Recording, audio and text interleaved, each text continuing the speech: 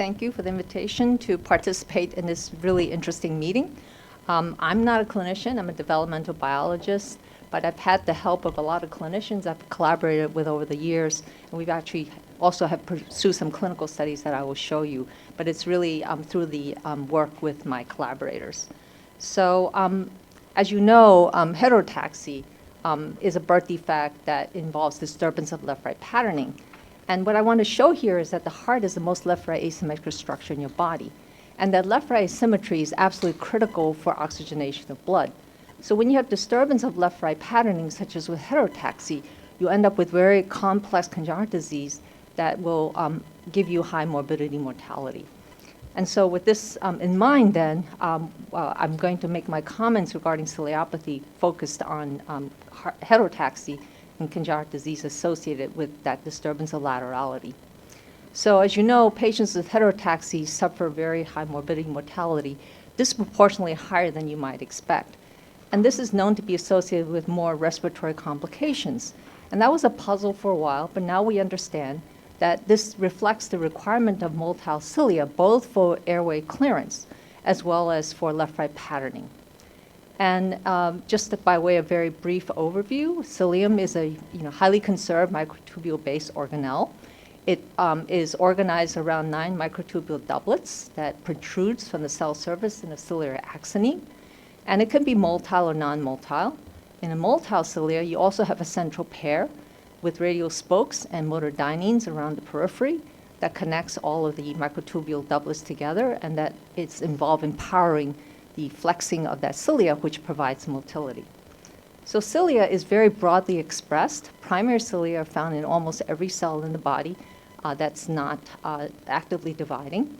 And motile cilia are found in specialized cell types, so for example in the airway, where they involve mucociliary clearance, but also in other tissues, including sperm, and also, most importantly, in terms of left-right patterning, in the early embryonic node of the embryo. This is a mouse embryo. So just to show you what this looks like, there's a video.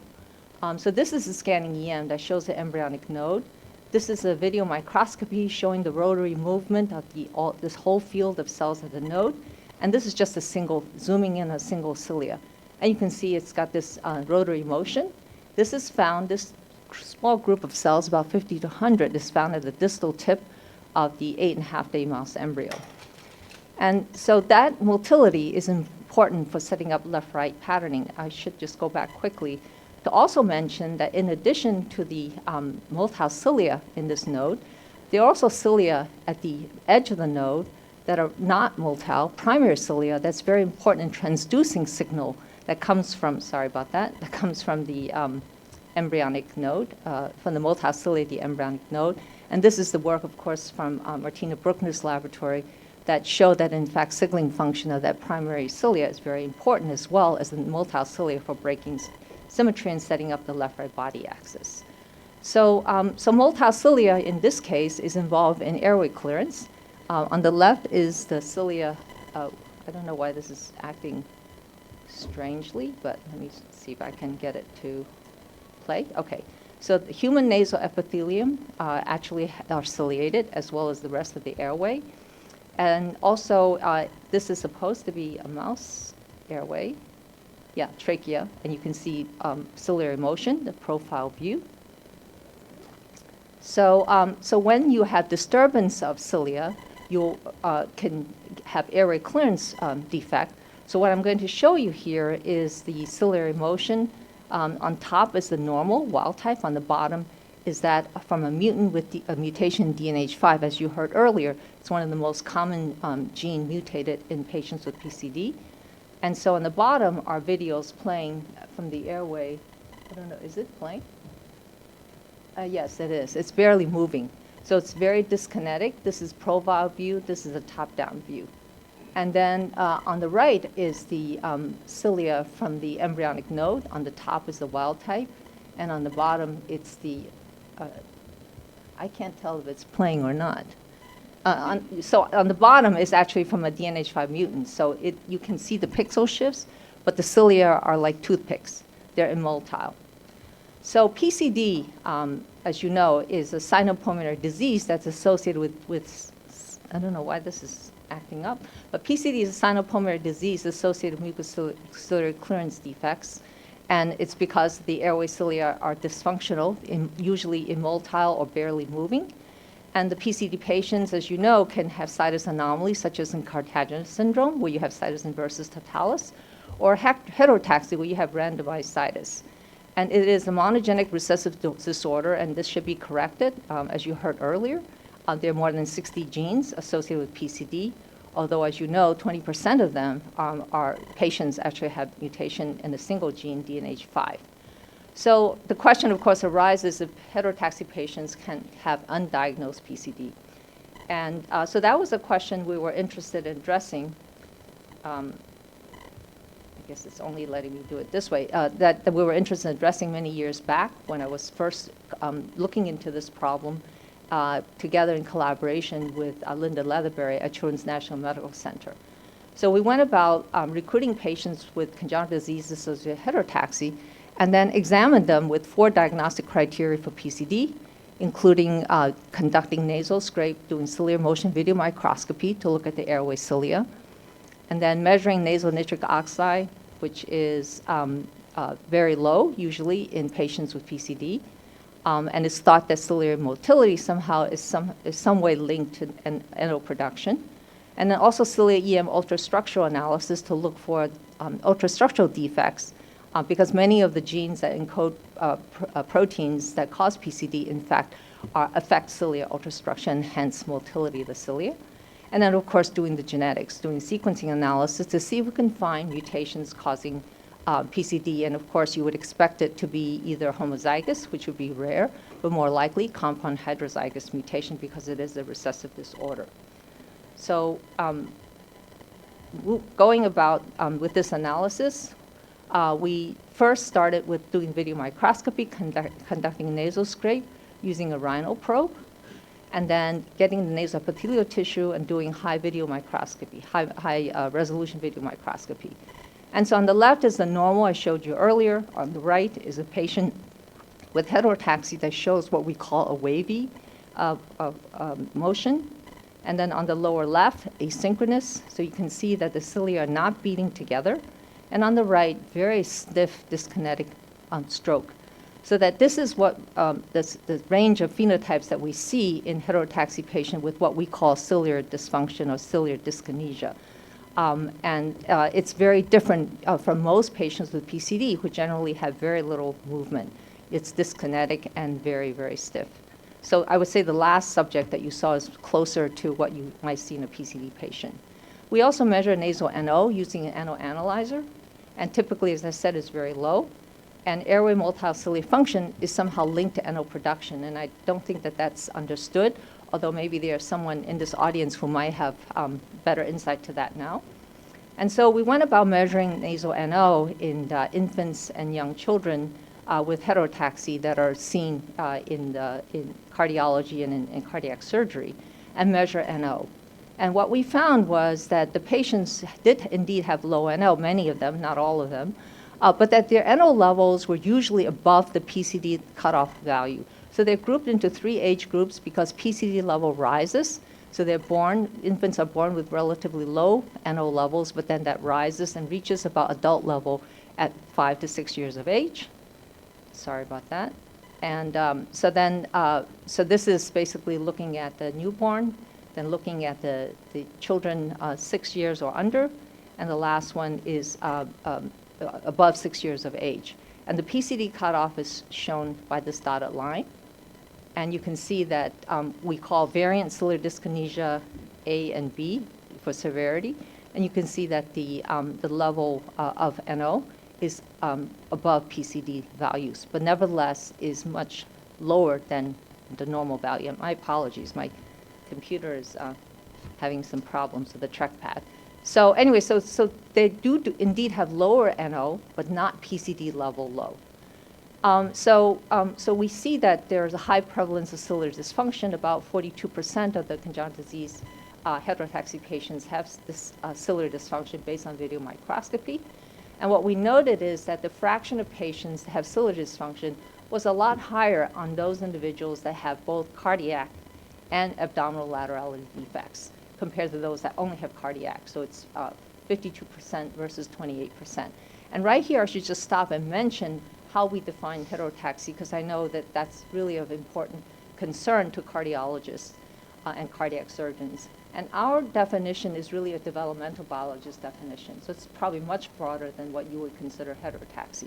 So we define the patients as having heterotaxy if they have disturbance of laterality of any organ in the body. It doesn't necessarily have to be in the chest cavity. Now, obviously, because these patients are coming through the cardiology, generally they do have some kind of cardiac laterality issue, cardiac or lung laterality issue.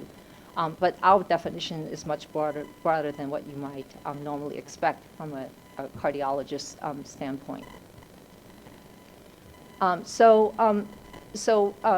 From overall, we believe that from looking at the 4 parameters, and I only talked to you about motility NO, we also did cilia EM ultrastructure, and we did not really find any identifiable ultrastructural defect.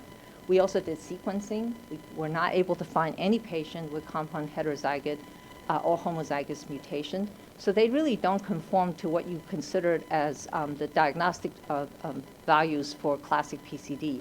So we think that these heterotaxy CHD patients do have a ciliary dysfunction, but it's a little different from PCD.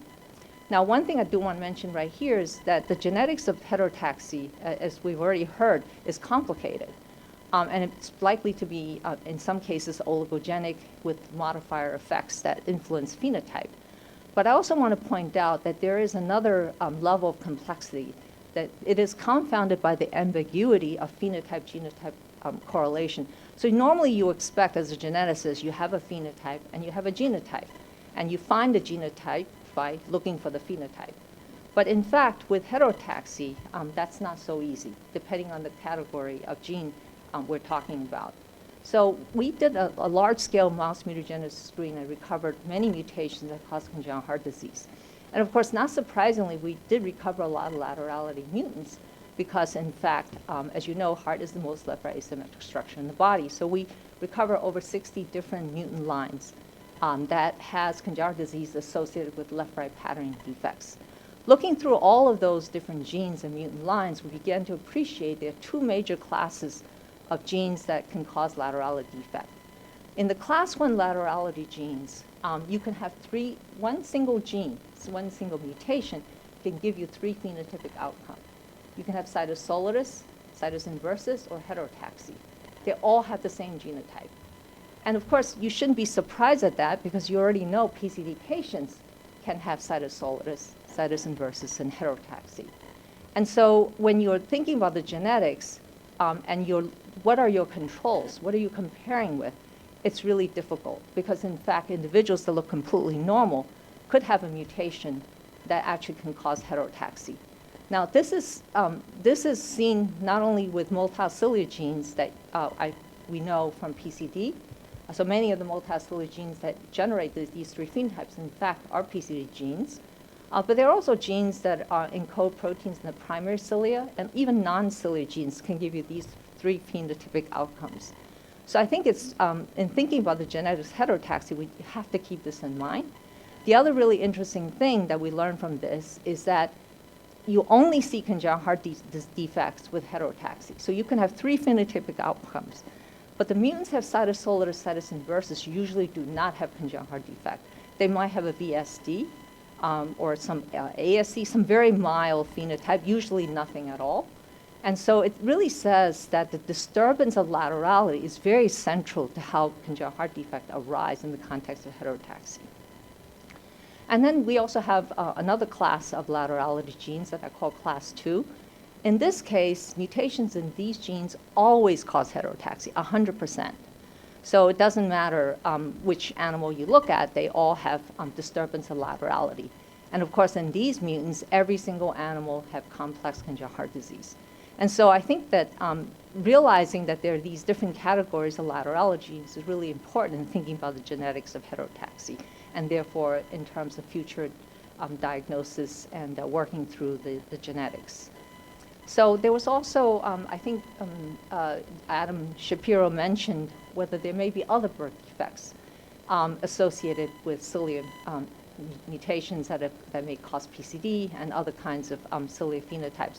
I do want to point out that in the course of our screen, we're looking for congenital heart disease, but we actually recovered many, many cilia genes, including many cilia genes that are known to cause all kinds of ciliopathies, as shown here, like, for example, of course, PCD, Joubert syndrome, Becker-Gruber syndrome, and others.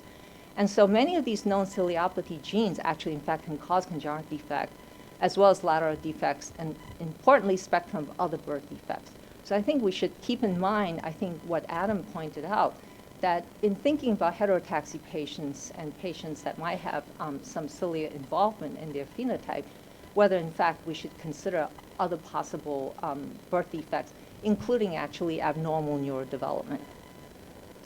So I want to now briefly comment about a little bit that we've learned about clinical impact of having ciliary dysfunction. So in work done at Children's National Medical Center, we looked at that small cohort that I showed you earlier in terms of looking at ciliary motion and NO, and we found that there's about 40% of the patients have what we call ciliary dysfunction. So then looking at outcome of that same population, we see that there's ciliary complications, sorry about that, ciliary complications as defined here, is seen in significantly more of the subjects that have ciliary dysfunction, 0.001. And that those have, gosh, my trackpad. Those that have ciliary dysfunction also show much higher incidence of use of inhaled beta agonists, again, suggesting that they have respiratory issues. So it does suggest that patients with ciliary dysfunction have adverse respiratory outcome. We also see that, and again, the sample sizes were very small, that there is prolonged ventilatory support associated with those with ciliary dysfunction. And so expanding the study, after I moved to Children's Hospital of Pittsburgh, we looked at a much larger collection of patients and then looked at post-op outcomes. And here we separated those with abnormal ciliary motion and looking at how that affect outcome versus those with low NO. And the reason we did that is that as we grew the study, we realized that not every patient will have abnormal ciliary motion and low NO. Some have only one or the other, and some have both.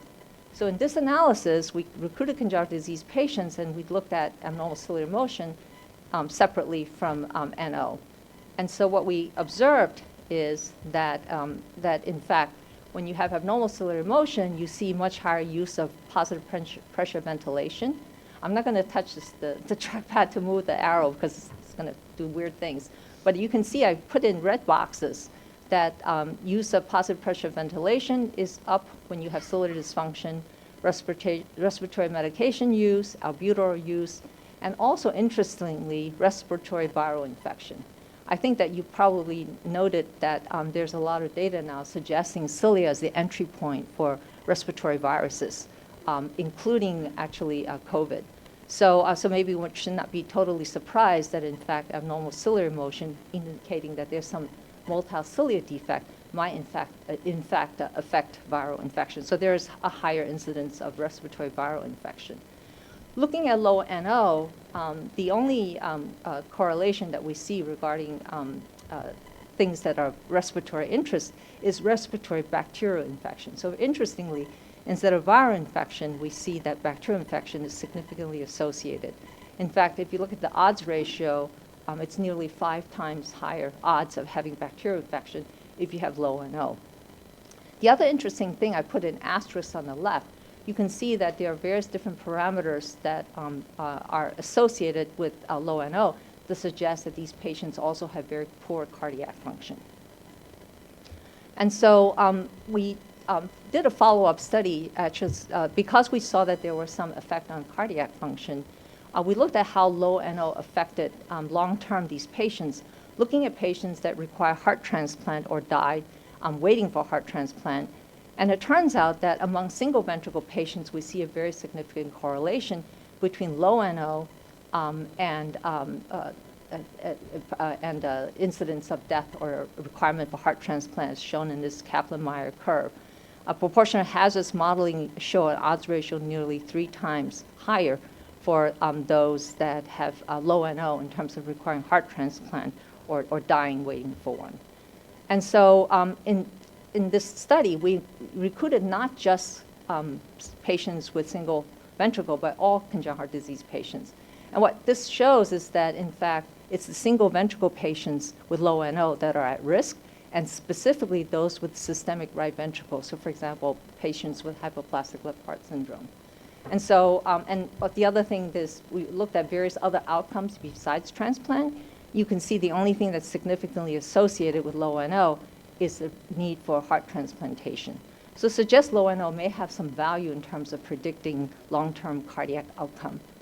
And so supporting this idea that this might have something to do with cardiac function, we make iPS cells from HLHS patients, 10 patients that have different outcome.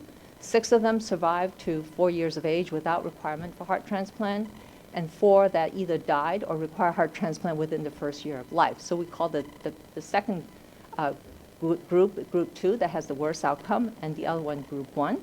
And looking at the cardiomyocytes from those patients as compared to healthy control subjects, we can see in this plot here, hopefully this is not going to move, you can see in the black bar that the NO level is very low as observed through staining with DAF, which is a compound that reports back on indirectly on NO activity. And you can see that in those that require a heart transplant, NO level is much, much lower than compared to control, and those that have that survive to 4 years of age without transplant, so with better outcome, they have intermediate level, but nevertheless lower than that of control. So consistent with the notion that low NO is somehow associated with poor outcome. And remember, this is now not NO in the respiratory system, but NO in cardiomyocytes. So, and then thinking about clinical impact of ciliary dysfunction, what we can say is that congenital disease patients that have ciliary dysfunction have more respiratory complications. Those with abnormal ciliary motion can have respiratory viral infection at a higher incidence, more respiratory medication use, and need for positive pressure ventilation. And those with low nasal NO have higher incidence of respiratory bacterial infection, poor cardiac function, and possibly heart failure risk. And so in conclusion, then patients with congenital disease with heterotaxy can have ciliary dyskinesia that's somewhat distinct from PCD, and the incidence of ciliary dysfunction increases with laterality defects involving both the chest and abdominal organs, so that if you have a more complex patient, there's likely to be a higher incidence of ciliary dysfunction, and that may be worth following up. Increased risk for respiratory and other complications are observed with abnormal ciliary motion and low NO. And of course, as I showed you, there's some differences between what those complications are, depending whether you have abnormal NO or low NO or abnormal ciliary motion. And then finally, just want to end with a thought about whether possibly we could use ciliary motion and detection of NNO levels to identify patients who might benefit from intervention with perioperative therapies that could possibly improve their post-surgical outcome. So with that, I'd like to acknowledge I think someone said earlier about how it takes a village. Well, it takes a village to do the kind of studies we've pursued. And a lot of the work actually was carried out by various different fellows, cardiology fellows, pulmonary fellows, anesthesiology fellows. All the names in yellow here are various fellows that have done the work that I presented, and also many obviously clinician collaborators.